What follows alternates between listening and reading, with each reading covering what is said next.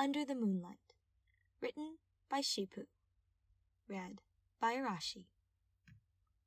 Midnight approached while the moon came to shine light in the dark.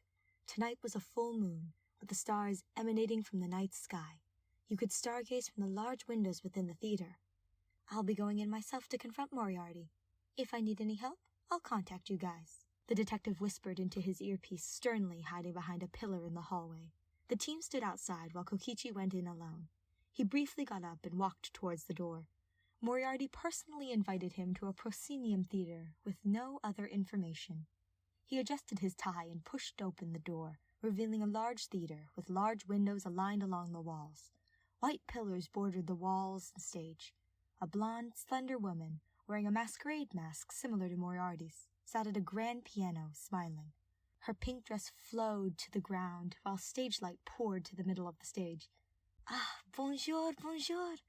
I'm so glad you could join me, my dearest detective," a familiar voice exclaimed, with a light French accent lingering on his tongue. "Oui?" he questioned, looking for the voice.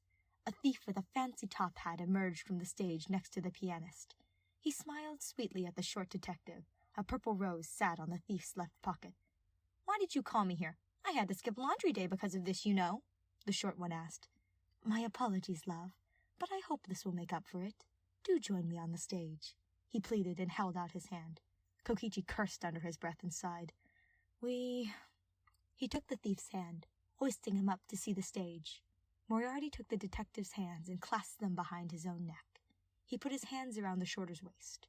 Kokichi, stunned, looked around, then at Moriarty. He had a faint smirk and closed his eyes. Soon, a soft tune on the piano played. A soft melody arose from the grand piano as a stage light pointed to them as the thief slowly transitioned them into a slow dance. Kokichi had never slow danced before, nor danced with anyone, ever.